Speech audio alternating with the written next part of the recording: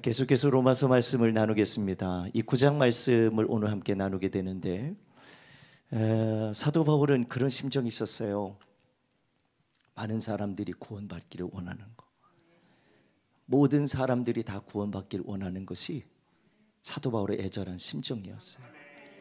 그 심정으로 말하면 그냥 막연한 구원받았으면 좋겠다 이런 개념이 아니라, 오늘 본문의 말씀 보면 3절에 이런 심정을 갖고 고백을 해요. 사도 바울의 심정이, 나의 형제, 골육의 친척을 위하여 내 자신이 저주를 받아서 그리스도에게서 끊어질지라도 원하는 바다, 이렇게 얘기해요. 그 사도 바울은 이 고백을, 자신은 난 막 지옥 가도 좋으니까 당신들 다 구원받았으면 좋겠다, 이런 표현이지만, 그러나 자기가 그토록 원하는 것은 자기도 구원받고 모두가 구원받기를 원하는 거예요. 그 심정을 고백하면서 자신이 저주를 받을 상황이 온다 할지라도, 그러나 자신은 끊임없이 기도하고 또 긍휼을 베풀길 원하는 소망은 모든 사람들이 다 구원을 받길 원하는 거예요. 사실 저는 이 말씀을 4절에 가서 보니까 왜 이런 말씀을 했나 보니까, 그들은 이스라엘 사람이라 이러면서 이스라엘 백성들을 향해서 이야기합니다. 여러분들은 여러 가지 자기가 갖고 있는 조건, 특별히 자기가 선밀이다라는, 택함 받았다고 하는 그런 유대인으로서, 이스라엘 백성으로서 그거 하나 가지고 하나님이 주신 약속이라고 하는 율법을 잘 지킴으로 인해서 구원받을 거고 내가 영원한 생명을 얻을 거라고 생각해서 거기에 굉장히 많이 매여 있는 이들을 향해서 그것만 붙들고 내가 믿음으로 살려 하질 않아요. 내가 그런 전통이나 가문이나 혈통만 생각하고 그렇게 사는 것이 구원이라고 생각하니까, 우리를 위해서 주신 약속의 자녀, 율법과 혈통으로 오신 자녀가 아니라 진짜 약속으로 오신 자녀, 그게 누구예요? 바로 예수 그리스도.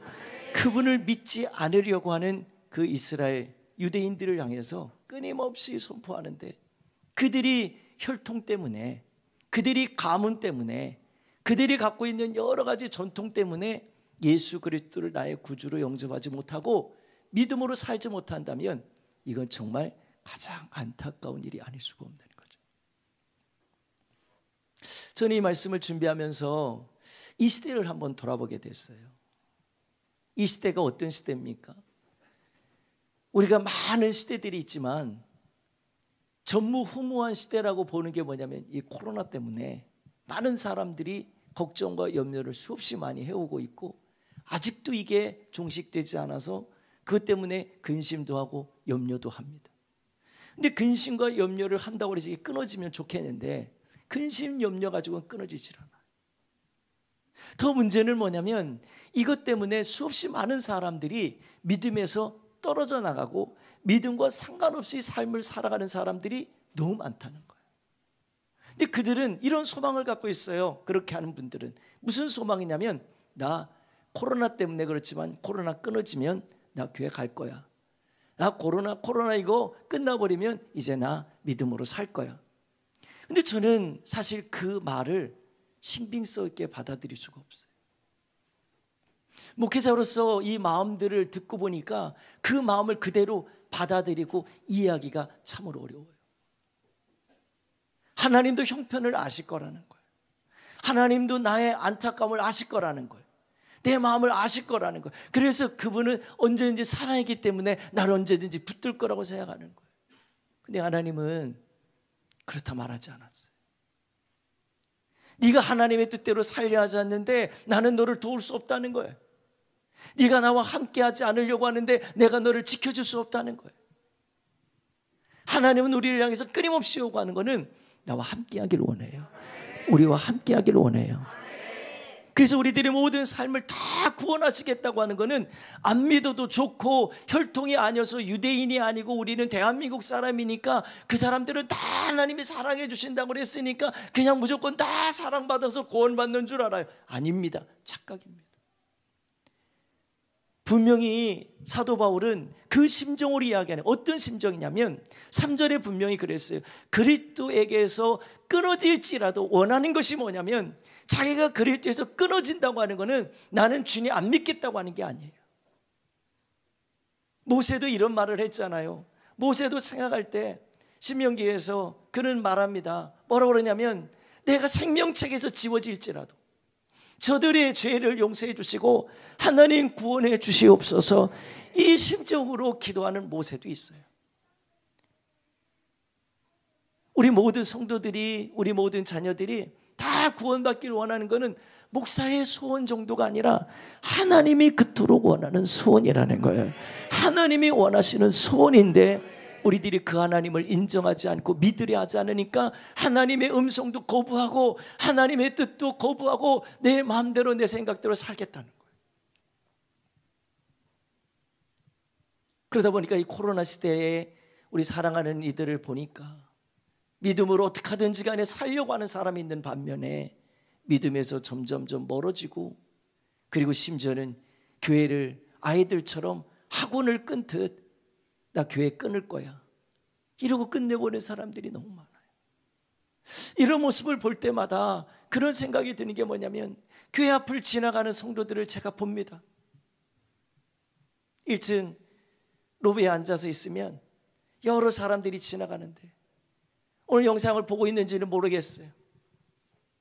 근데 그분은 고개를 돌리고 가요. 운전하는데 교회를 안 보고 가겠다는 거예요. 그런 모습을 보면 그냥 막연하게 그렇게 교회를 안 놔도 괜찮고 온라인으로 예배드려도 괜찮다고만 생각을 해요. 여러분들 온라인으로 예배드리는 거에 여러분들 위로받지 마세요. 위로받지 마시고 주님의 성전에 찾아와서 그 거룩함을 예배할 수 있기를 바라요. 온라인으로 예배하는 걸 문제 삼는 게 아니라 그 사모함과 그 간절한 마음이 언제 우리들에게 다시 회복될 거라고 하는 막연함에 사로잡히지 마시고, 주님의 은혜 안에 내가 성전에 나아가서 내 마음과 생각과 내 몸을 정결하게 하고 하나님을 예배하리라, 이런 마음들이 있으셔야 돼요. 저는 이 본문을 준비하다가 마음속에 이런 마음이 들었어요. 우리 르뎀교회의 직분자들이나 우리 르뎀교회의 모태신앙이라고 하는 사람들을 생각해 봤어요. 오늘 아침에도 이렇게 기도하는데 그런 마음들을 갖고 기도하게 돼서, 하나님, 우리 르뎀교회 성도들, 우리 자녀들, 그냥 내가 교회를 다니는 것에 만족하지 말고, 내가 르뎀교회에 소속되어 있는 가족이라고 하는 것에 만족하지 말고, 하나님의 사랑 안에서 끊어지지 않으려고, 하나님의 은혜 안에 살려고 내가 믿음 생활하게 해 주옵소서, 이런 마음으로 기도하게 됐어요. 근데 그 기도하고 나서 얼마 안 있다가 중보팀들이 내려서 기도하는데 그런 마음으로 같이 기도하는 거예요. 이스라엘 백성들이 가나안 땅에 들어가는데 부모 세대들이 그토록 하나님의 구원하심을 보고 영광을 보고 그 홍해 바다를 건너고 애굽에서의 종살이하던 그 삶의 열가의 재앙을 통해 하나님의 살아계심을 보게 하고 하나님의 일하심을 보게 하셨는데, 그거를 보고 온 자들이 광야에서 1세대들이 다 죽고 거기서 태어난 자들만 하나님의 약속의 땅으로 들어가더라는 거예요. 하나님은 애굽에서 나왔다고 다 구원시켜 주는 게 아니에요. 하나님의 약속한 땅에 들어가기까지 믿음을 지키는 자를 구원해 주시라는 거예요. 그 말은 이 시대의 코로나 사태가 지나가면 끝나겠지, 코로나 사태가 끝날 거라고는 우리의 확증과 단언을 함부로 할 수 없어요. 모든 삶의 근원과 모든 삶의 일은 우리들의 섭리 안에 있지 않아요. 내가 생각하고 근심한다고 없어지면 얼마나 좋겠어요. 내가 코로나 없었으면 좋겠다 근심한다고 해서 근심이 그 숫자를 줄여가고 근심이 모든 것을 끊어버릴 수는 없어요. 종식시킬 수는 없어요. 우리는 끊임없이 하나님을 의뢰하고 하나님을 긍휼을 기다리며 하나님의 인도하심을 받으셔야 돼요. 그리고 그 하나님의 섭리 안에서 끊임없이 붙어있는 자, 거기에 속해 있는 자, 그 은혜 안에 살아가는 자가 되셔야 합니다. 저는 우리 르뎀교회 모태신앙들 한번 생각해 봅니다. 우리 아이들, 어떤 때는 보면 우리 부모님들이 조금 속상해도 소용없어요. 어떤 때는 부모보다 아이들의 믿음이 더 좋은 아이들이 있어요. 부모들보다 아이들이 더 간절하고 애절하게 마음과 뜻을 다해서 기도하는 모습들을 더 봐요.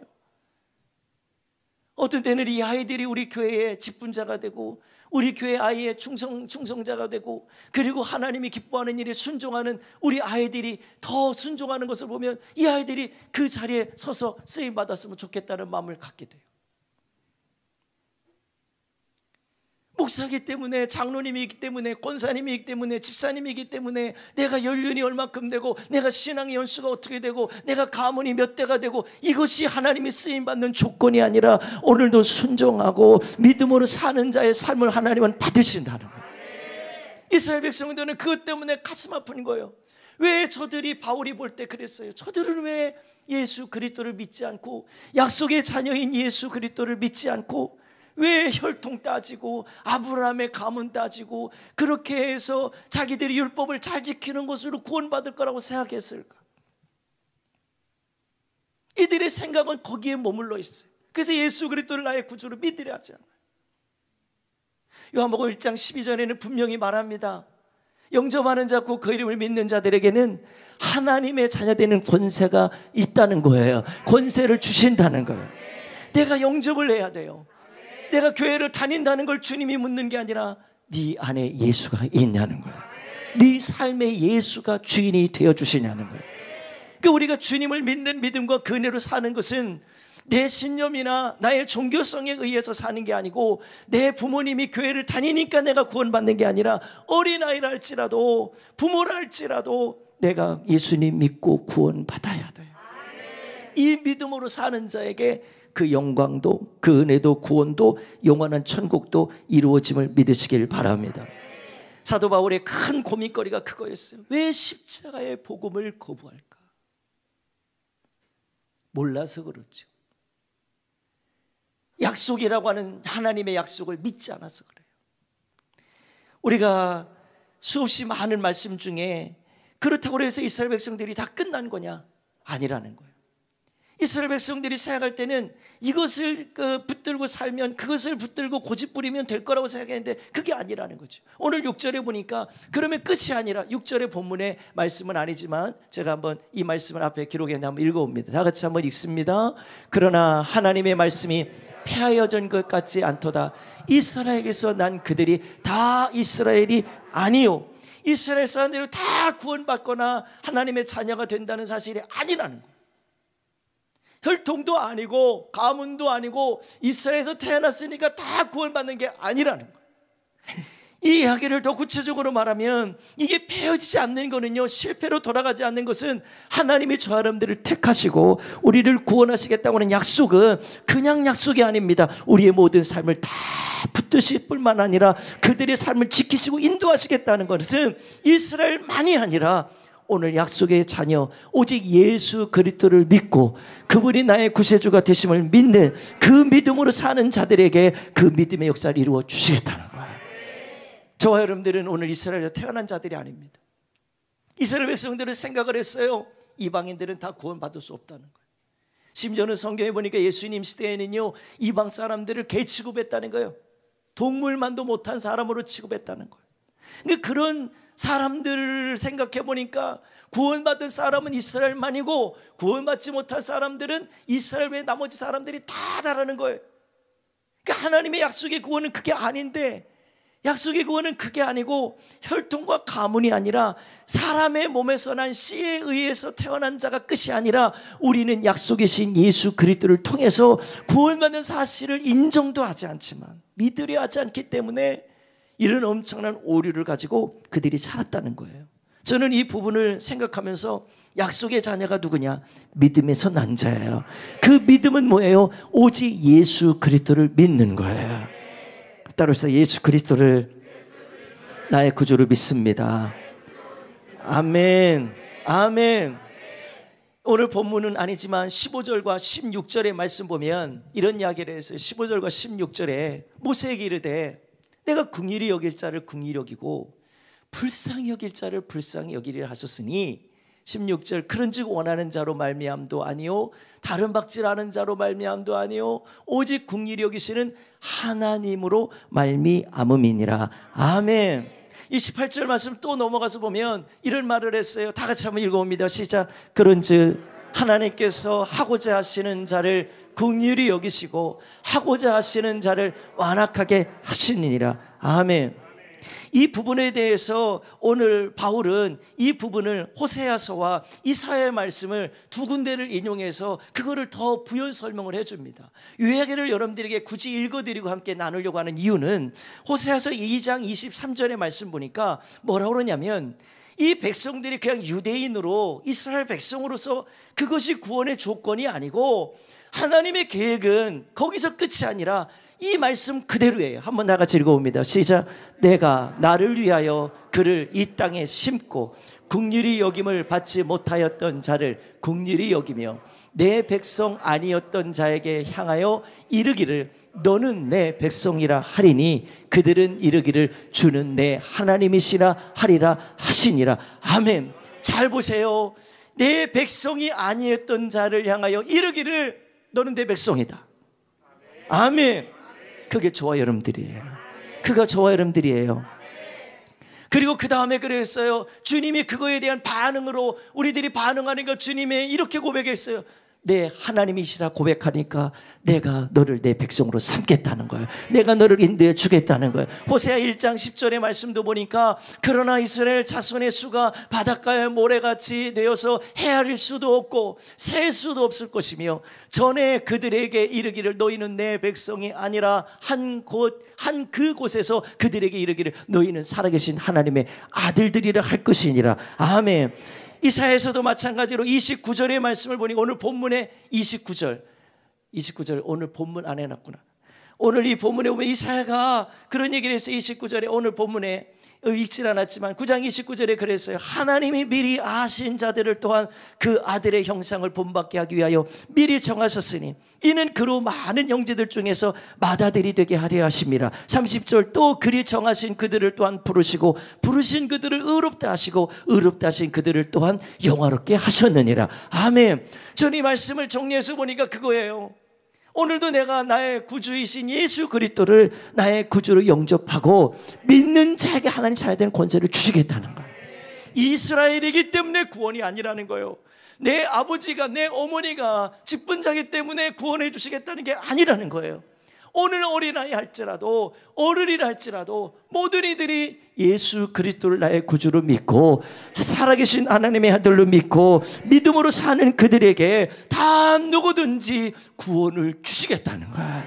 아멘. 이 구원의 역사를 우리들이 누리기 위해서 오늘 우리들이 그 인도하심과 그 계획하심을 따라서 오늘도 예수 그리스도를 나의 구주로 믿고 예배하는 우리들입니다. 저는 이 사실이 너무 감사한 것이 우리들이 이스라엘에서 태어나지 않은 것 때문에 구원 못 받는 게 아니라 하나님이 약속하신 뜻은 모든 사람들이 하나님의 자녀가 되는 길을 원하시는 줄 믿으시길 바라요. 요한복음 우리가 7장 37절에 보면 주님이 하신 말씀이 있어요. 뭐라고 그러냐면 누구든지 목마르거든 내게로 와서 마셔라 그랬어요. 주님이 주시는 생수 말씀을 구원을 주길 원하는데 그 사람들이 누구냐는 거예요. 그 누구냐고 하시는 것에 주님은 이렇게 말합니다. 누구든지라는 거예요. 이스라엘에게만 국한된 게 아니라는 거예요. 우리 모두에게 누구든지 주님께로 오는 자를 구원해 주시겠다는 거예요. 아멘. 사도행전 2장 21절에도 누구든지 주의 이름을 부르는 자가 구원을 받으리라 하셨어요. 그래서 서두에 말씀드렸던 생각이 나는 거예요. 서두에 말씀드렸던 이 시대가 코로나 시대 때문에 코로나가 종식되면 교회로 나올 거예요. 종식돼서 못 나오는 게 아니에요. 믿음이 없어서 못 나오는 거예요. 믿음이 있다 없다는 직분으로 말하는 게 아닙니다. 믿음이 있다 없다는 내가 교회를 다니는 교인이기 때문에 내가 말하는 게 아닙니다. 믿음은 코로나에 의해서 좌지우지될 만큼 허잡하고 그게 의미 없는 것이 아니라 그분이 우리의 모든 것을 주관하시기에 오늘 그분을 믿는 거예요. 그분을 의지하는 거예요. 그분을 바라보는 거예요. 코로나 속에서도 믿음은 변질될 수 없어요. 끊어질 수가 없어요. 그 은혜가 나를 오늘도 살게 해서 그 믿음으로 오늘도 여기까지 인도하신 줄 믿으시길 바랍니다. 이 사실이 믿어지시는 분들 우리 아멘 한번 합시다. 맞습니다. 아까 읽었던 15절 말씀 16절 말씀에 분명히 그랬잖아요. 하나님께서 모세에게 말씀하시기를 긍휼히 여길 자를 긍휼히 여긴다는 거예요. 불쌍히 여길 자를 불쌍히 여겨주시겠다는 거예요. 15절에 보니까 16절에 보니까 또 뭐라고 그랬어요? 원하는 자로 말미암도 아니오 다른 박질하는 자로 말미암도 아니오 오직 긍휼히 여기는 하나님으로, 하나님의 긍휼히 여겨주시는 자에게 긍휼을 베푸시고 그 뜻을 이루시겠다는 사실이에요. 우리 사랑하는 성도들이요, 저와 여러분들이 믿음 생활하면서 분명히 믿음으로 살아야 될 이유는 우리의 삶의 생각과 마음으로 내가 근심 염려한다고 해서 뭐 하나 해결될 수 있는 게 아무것도 없다. 그래서 우리들이 주님을 붙들고 의지하는 것은 그분이 우리의 창조주가 되시고 우리의 구원자가 되시고 우리를 정말 살려서 영원한 생명의 나라로 이끄실, 천국으로 이끄실 주님이시기 때문입니다. 제 이름의 주님이시기 때문입니다. 아멘. 저는 사도 바울이 고민했던 이유를 다시 한번 돌아가서 봅니다. 나에게 큰 슬픔이 있습니다. 내 마음에 끊임없는 고통이 있습니다. 그 고통이 뭐예요? 예수 그리스도를 믿지 않으려고 하는 거예요. 저는 이 시대를 다시 한번 돌아봅니다. 우리 로뎀교회 성도들을 생각해 봅니다. 한국교회까지 다 생각할 여유가 없더라고요. 보니까 멀게 생각할 필요 없이 우리 로뎀교회만 생각해 봐도 다 답이 나오더라고요.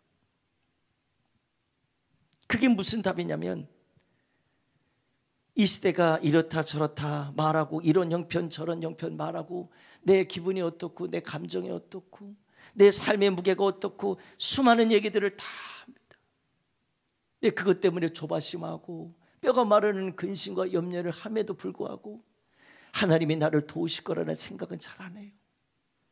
하나님의 인도하심을 잊겠다는 생각은 안 해요. 이럴수록 내가 더 믿음으로 살아야지, 이럴수록 더 내가 주님의 은혜로 살아야지, 이럴수록 더 주님을 붙들어야지, 더 이럴수록 주님 앞에 기도해야지, 이런 마음들을 갖지 않아요. 그 더 무서운 거는 내가 하나님의 은혜 안에 살고 있다는 그 증거가 자꾸 예배로 나타나고 믿음으로 사는 것이 돼야 되는데 그렇지 않은 모습들이 너무 많아요. 내 생각과 지식으로 신념으로 내가 쓸데없는 고집을 가지고 예배는 이 예배만 드려도 되고 저 예배는 안 드려도 된다는 생각을 가져요. 우리 교회는 공식적으로 드려진 예배들이 여러 예배들이 있어요. 그 예배들 중에 우리들이 주일 예배만 딱 드려도 된다고 생각하는 분도 있는 것 같아요. 아닙니다. 주일 안예배뿐만 아니라 우리 직분자들은 예배 드리는 건 순종이 아니고 우리들이 당연히 하나님을 경외하고 믿음으로 주님을 사랑하는 자들이 당연히 해야 될 일이에요. 그거 한 번 했다고 나 순종 잘했다는 게 아니에요. 우리는 당연한 것을 당연하게 여기고 하나님을 영화롭게 하는 자가 되셔야 돼요. 그런 믿음이 저 사람들에게 있을 때 우리들에게 그 은혜들이 더 충만하게 일어나고 그 능력의 삶을 이끌어 주시는 줄 믿으시길 바랍니다. 모태신앙은 특별한 은혜를 입은 자들이에요. 부모가 이 교회를 다녀서 믿음으로 살면서 우리를 생명을 잉태하게 해주시고 그리고 그렇게 해서 낳은 자들이에요. 그 사람들을 모태신앙이라고 그래요. 예수 그리스도를 그런데 그것이 전부가 돼가지고 나는 모태신앙이야. 그러니까 우리 엄마 아빠가 믿음 생활하니까 나도 저절로 구원 받을 거야. 그건 아니에요. 그 교리적으로 맞는 게 아니에요. 아니 교리적으로가 아니라 내가 신앙생활하면서 보니까 우리들이 신앙생활에서 보니까 분명히 드러나는 것이 뭡니까? 믿음 생활은 가문과 혈통이 우리를 구원해 주는 게 아니고 모태신앙이라고 해서 구원받는 게 아니라는 거. 저는 모태신앙을 무시하는 게 아닙니다. 모태신앙은요 특별한 거예요. 아주 특별한 은혜를 입은 거예요. 어떤 특별한 은혜? 믿음의 가문에서 태어난 거예요. 믿음의 은혜를 입은 거예요. 할렐루야. 지난번에 캠프 기간에 오셨던 선교사님들이 그런 얘기를 해요. 목사님, 그곳은요 예수라고 하는 말만 해도요 잡혀간다는 거예요. 예수라고 하는 것을 믿음으로 기독교인이라는 것 신분만 드러내도 사람들이 추방을 시킨다는 거예요. 그런데 이 신분을 숨겨놓고 복음을 전하고 어떻게 하든지 간에 믿음으로 그들을 구원받게 하는 것이 그 선교사들의 파송의 목적이라는 거예요. 그곳에 구원을 정말 전하고 이 복음을 전해서 그들이 주님께로 돌아오게끔 하는 것이 목적이라는 거예요. 시간이 더디더라도 그들이 꼭 예수님 믿는 사람들이 나타나기를 소망하면서 그거로 꼭 기도하고 파송됐다는 거예요.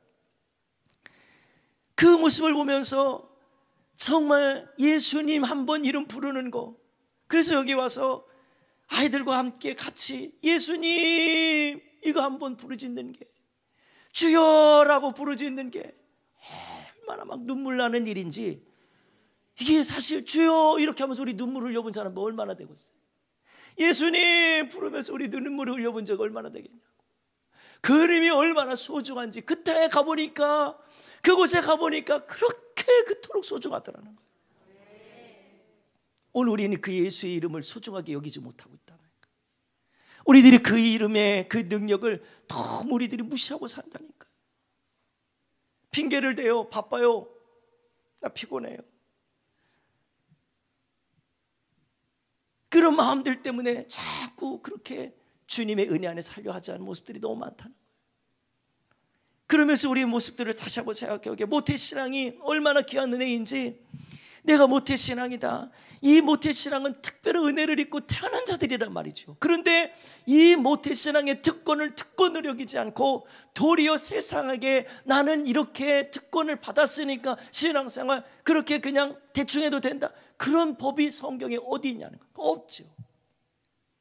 근데 마치 유대인들은, 이스라엘 백성들은 그렇게 신앙생활을 한다는 거예요. 나는 율법 잘 지키고, 난 금식도 하고, 나는 성전에 예배도 드리고 그렇다는 거예요. 그런데 주님이 말하는 것은 그게 전부가 아니라는 거예요. 그래서 사도 바울은 디모데전서 1장 13절부터 16절에 자기의 과거의 심정을 고백하는 거예요.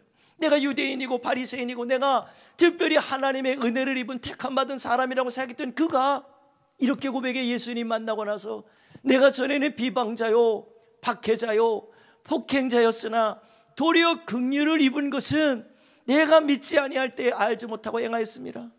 예수 그리스도를 만나기 전에 이런 자였다라는 거예요. 근데 14절부터 보니까 우리 주의 은혜가 그리스도 예수 안에 있는 믿음과 사랑과 함께 넘치도록 풍성하였도다. 아멘. 15절, 믿보다 모든 사람이 받을 만한 이 말이요. 그 말이 뭐예요? 예수 그리스도께서 죄인을 구원하시려고 세상에 임하셨도다. 세상에 임하셨도다. 이 말을 더 쉽게 말하면 믿기를 원하는 누구든지 모든 사람이 다 구원을 받게 하기를 원하신다는 거예요. 그 은혜를 입기를 원한다는 거예요. 그래도 하나님이 이 땅에 말씀이 육신을 입고 이 땅에 오셨다는 거예요. 그분을 믿는 자에게 하나님의 잘된 권세를 주신다는 거예요. 그 사도 바울은 유대인이라고 하는 이유 때문에, 이스라엘 백성이라고 하는 이유 때문에 내가 하나님의 은혜와 긍휼을 입은 자가 아니라 예수 그리스도를 믿음으로 긍휼을 입은 자라는 거예요. 그 예수 그리스도가 바로 약속의 자녀입니다. 약속의 자녀입니다. 구원의 약속을 이루신 예수 그리스도이심을 믿으시길 바라요. 아멘. 16절에 고백하기 전에 우리 마지막 15절에 마지막에 그랬어요. 임하셨다면서 자기가 그 전에는 어떤 자이냐? 내가 죄인 중에 계수라는 거예요. 16절에 우리 다 같이 한번 읽어봅니다. 시작. 그러나 내가 긍휼을 입은 까닭은 예수 그리스도께서 내게 먼저 일체 오래 참으심을 보이사 후에 주를 믿어 영생 얻는 자들에게 본이 되게 하려 하심이니라. 아멘. 사도 바울은 그걸 알았어요. 자기를 택한 이유를. 유대인들에 가서 복음을 전하고, 그 복음이 뭐예요? 예수 그리스도를 전하고 그 영광을 보게 하고 그 은혜를 누리게 하길 원하는 그 간절함이 있다는 걸 분명히 알았던 거예요. 저와 여러분들이 이곳에 예수님 믿게 하고 구원받게 한 거 너무 귀하죠. 감사하죠. 오늘 저녁에 우리 교회가 천국잔치가 있어요. 이 천국잔치는 매월 첫 주일 저녁에 합니다. 근데 이 천국잔치는 해야 될 이유들, 하나님의 음성 주셔서 이 일을 시작하게 하신 분명한 뜻이 있었어요. 그 뜻은 다른 것보다도 교회를 그냥 다니는 게 목적이 아니고, 어떤 분들은 이런 사정 저런 사정 이유들 때문에, 코로나 때문에 예배 생활을 안 하고, 어떤 분들은 주일 낮 예배 드리고 끝이에요. 그래서 저녁 예배를 통해서 우리 다시 믿음을 회복하고 낙심한 자들이 돌아와서 예수님 믿고, 또 처음 믿으려고 작정하신 분들이 교회 와서 예수님 예배 드리면서 은혜를 받고 믿음으로 살면서 다시 이 은혜를 회복하고, 아니 그 은혜를 다시 받아서 믿음의 삶을 온전히 살길 원했던 거예요. 그 마음으로 우리들이 예배를 다시 회복해서 딴 예배만이 아니라 저희 예배를 통해서 다시 주님이 주신 은혜를 회복하고 잃어버린 걸 다시 찾자는 거예요. 이 잃어버린 기도 생활을 찾자는 거예요. 하나님을 예배하는 걸 다시 찾자는 거예요. 믿음으로 살길 원하는 마음을 다시 찾자는 거예요. 잃어버린 것을 다시 찾자는 거예요. 뺏겼던 걸 다시 찾자는 거예요. 그래서 천국잔치를 통해서 우리 부모님들이 믿음 생활 안 하니까 논산에서도 엄마 와서 예배해요, 아버지 와서 예배해요, 이랬던 거예요. 서울에서도 내려오고 저기 다른 데서 지역에서 내려오고 가까운 곳에서 믿음 생활하는데 우리 엄마 믿음 보니까, 우리 아버지 믿음 보니까, 우리 아이들 믿음 보니까 야, 안 되겠다, 한번 와서 우리 예배하면서 그 은혜를 좀 회복해보자, 다시 우리 믿음으로 살아보자, 다시 믿음을 다시 찾자, 이런 마음으로 애절하게 시작했던 첫 번째 외에는 그 다음부터는 그냥 시간이 돼서 그냥 지나가고 또 지나가고 또 지나가고 그러고 말았어요. 오늘은 좀 특별했으면 좋겠어요. 오늘은 더 간절했으면 좋겠어요.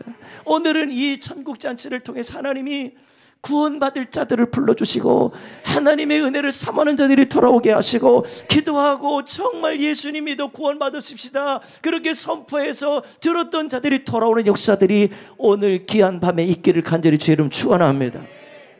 이 천국잔치는 그런 마음과 뜻을 가지고 하나님이 일하시기를 원하시는 특별한 사랑과 은혜를 다시 찾게 하시는 귀한 시간이에요. 우리들이 그 은혜를 입기 위해서 예수 그리스도를 통해서 구원이 긍휼하심이 있었던 그 믿음의 소망을 바울이 그토록 전했던 것처럼 우리를 또 그런 증인이 돼서 주님이 주시는 영원한 생명을 얻는 저 여러분들의 삶이 되기를 간절히 주의 이름으로 축원합니다. 주의 이름으로 간절히 축원합니다.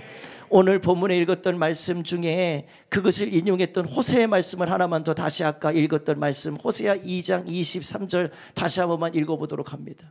저는 이 말씀을 주의 깊게 잘 읽으셔서 저 여러분들이 하나님의 참된 백성이 되고 그 은혜를 입는 자들이 되길 간절히 바랍니다. 함께 읽겠습니다. 시작. 내가 나를 위하여 그를 이 땅에 심고 긍휼히 여김을 받지 못하였던 자를 긍휼히 여기며 내 백성 아니었던 자에게 향하여 이르기를 너는 내 백성이라 하리니 그들은 이르기를 주는 내 하나님이시라 하시니라. 아멘. 아멘. 우리 사랑하는 성도들이요, 주님께서 약속하신 이 엄청난 은혜는 언제 이것이 끝날 날이 올지는 우리는 아무도 모릅니다. 그날이 올 거를 알고 있다면 우리 그날 정신 바짝 차려서 긴장하고 그날을 오기를 소망하면서 기다리면 되겠지요. 근데 그날이 우리는 아무도 몰라요. 오직 아버지만 아신다고 그랬어요. 그렇기 때문에 도적같이 온다는 거예요. 도적같이 오시는 그때는 도둑이 오는 걸 아는 사람이라면 주인이 도둑이 오는 걸 알면 지키겠어요, 안 지키겠어요? 언제 온다고 약속하면 지키겠어요, 안 지키겠어요? 근데 도둑은 시간을 정해놓고 오지 않아요. 근데 주님은 그걸 비유를 하시면서 말씀하시고 우리 가운데 인자의 오심도 이러하리라. 도둑같이 오신다는 거예요. 언제 오실지 모른다는 거예요. 그래서 우리는 혈통이나 내가 직분이나 이것 갖고 내가 구원 받았다, 우리 그거 붙들고 있으면 안 돼요. 내 안에 예수 그리스도께서 주인 되시고 그분이 나의 구세주가 되심을 믿고 주님과 늘 관계하시고 늘 소통하시고 그 은혜를 입는 자들이 돼야 돼요. 분명히 요한계시록 7개 교회에게 이렇게 말했어요. 성령이 말씀하시는 것을 귀 있는 자는 들어라. 귀 없는 자가 누가 있어요? 다 귀 있잖아요. 귀 집에다 떼놓고 오신 분 있으세요? 없잖아요. 귀 다 있잖아요. 이것 때문에 얼마나 이상한지 아십니까? 귀가 없다고 생각해봐요. 이상합니다. 근데 귀 있는 자가 무조건 다 듣지 않아요. 믿음의 귀가 있어야 그 소리가 들리는 거예요. 주님은 그 소리를 듣고 주님은 말씀하십니다. 그들에게 모든 걸 다 가르쳐 주시겠다. 오늘 우리 사랑하는 모든 이들이 이 첫 주일을 통해서 예배하면서 주님 내게 그 믿음을 주세요. 이 길을 열어 주님 듣게 하여 주시고 이 눈을 떠서 주님이 하시는 일들을 보게 하여 주옵소서. 이 악한 세대, 이 험난한 세대, 이 미혹하고 우리를 자꾸 두렵게 만드는 수없이 많은 이 악한 세대 앞에서 믿음으로 사는 길은 오직 한 가지예요. 주님 생각하고 주님 바라보고 믿음으로 다 사는 겁니다. 이 사실을 믿으세요. 내 안에 주님이 계시다.